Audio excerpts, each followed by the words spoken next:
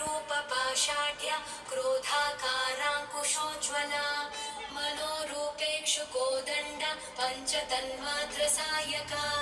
निजारुणप्रभापूरमज्जद्ब्रह्माण्डमण्डला चम्पकाशोकपुन्नागसौगन्धिकलसत्कचा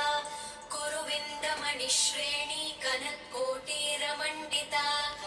अष्टमी चन्द्रविभ्राजदलिकस्थलशोभिता मुखचन्द्रकळङ्काभमृगनाभिविशेषका वदनस्मरमाङ्गल्यगृहतोरणचिल्लिका